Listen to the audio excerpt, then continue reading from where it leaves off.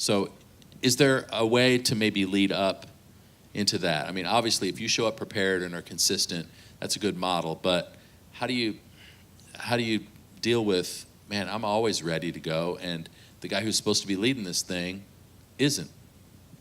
I think we struggled for a lot of years with being so rigid in our programming that if anyone was to say, hey, let's change this song or let's stretch out this, panic would have ensued. Everybody on the team would have been like, does not compute. Because planning center and the numbers beside it had become like, it's almost like we were following planning center more than we were like what God was doing on that day. And so Clay and I, our pastor, like to use this word. We're trying now to train our team to be elastic. And I think if you train your team with the expectation that we could change something, and that the pastor gets that. I love what Clay does. He says, hey, if you guys sense something's not right or we need to change something, let's just change it. I'm like, are you kidding me? We've never been able to do that before. That's awesome. But it's partnering with your pastor, realizing they have a lot on them, and trying to support them and the whole bit, but being elastic with it. Yeah, that's good. Tools like Planning Center are awesome, and from the tech side, it's incredible for us. If you're a worship leader and you're only sending those things to your band, man, you got to send it to the tech team as well. Especially if it's a new song, I want to hear the recording. I want to know if the arrangement is going to be based on this recording, so that I can anticipate parts that might be coming up. And if there's a guitar lead and the turnaround between the first chorus and the second verse, I want to have my fingers on that fader so I can help them with that moment.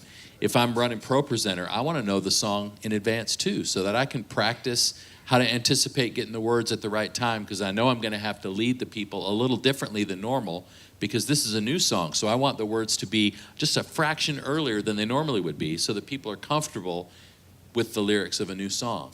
So to include everybody in that planning process, I think is a huge deal, so that everybody walks in as prepared as they can be. And then, as your leaders do that for you, if you're a volunteer and you get this email on Thursday that says, here's what we're doing, open the email.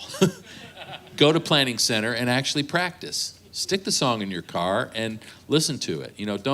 Don't not take advantage of these resources, and don't use time and margin as an excuse, because it really is important in the way that we lead.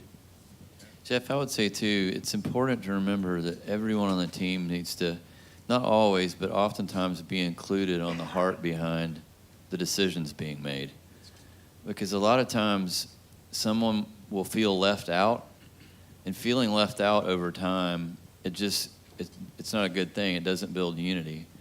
So think of, like Jeff's saying, if there's a new song or if there's something worship team's feeling like we need to do, let the camera guys, let the audio guys, let everybody in on what you feel like God wants to do that day. So it's not just, so they're included.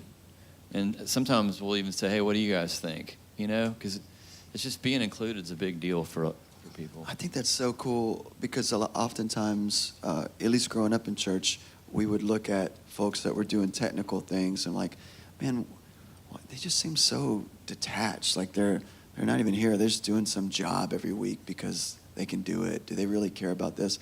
But what great insight.